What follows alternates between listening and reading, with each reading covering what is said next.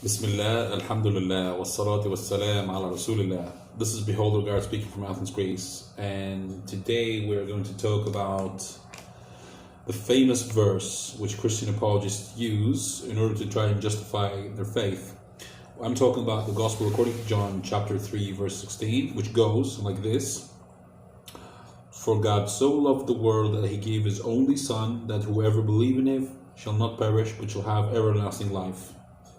Now, in any manuscript which is based upon the King James Version, there's the interpolation, the added, fabricated word, begotten.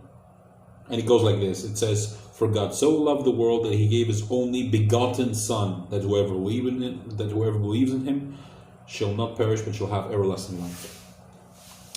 Now, there's a major problem with this verse. Because the other day a Christian apologist tried to come to me and say, BeholderGuard, you have to believe in Jesus because he's the only Savior and he's the Son of God. And I'm like, so I asked him, is Jesus the only Son of God? He's like, yes, he's the only Son of God according to John 3:16. I'm like, which version are you quoting from? He said the King James Version. I said, okay, no problem. I will ignore the fact that it's the King James Version. But you're trying to prove to me that he's the only Son or the only begotten Son. Let's brush that aside for a second from this verse, right? Apart from the fact that God has sons and daughters by the tons, I'll give you the references. Sons of God and firstborn Ephraim, Jeremiah chapter 31 verse 9.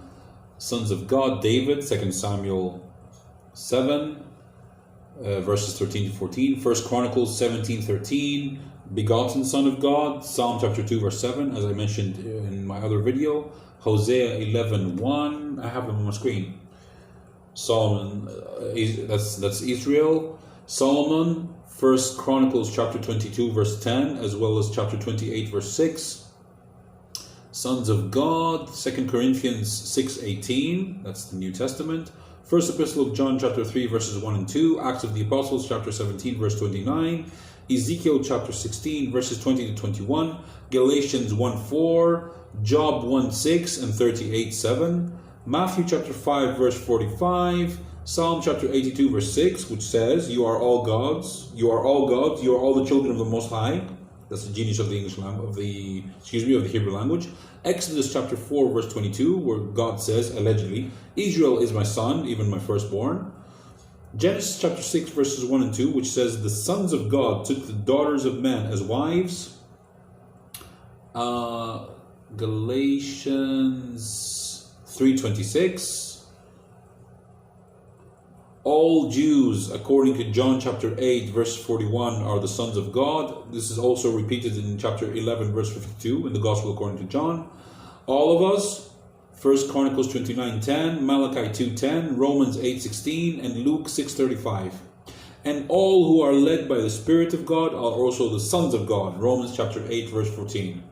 And then Israel, also the sons of God, Hosea 1:10. The other Hosea, which I said was 11:1. Israel are the children of God, Deuteronomy 14 verse 1, and all the peacemakers according to Matthew chapter 5 verse 9. So that's Matthew 5:9 and Matthew 5:45. So the Christian apologist tells me, no, these are just metaphorical sons. Jesus is the only true Son. I'm like, okay. Do you realize what you just told me? That Jesus is the only true Son? Do you agree with that? And the Christian apologist says, yes, you have to believe in Jesus because he's the only true Son. I'm like, okay, could you please go and read John 17:3? He reads it. He's like, oh no. I'm like, yes, exactly. If you're going to say that Jesus is the only Son, then the Father is the only true God.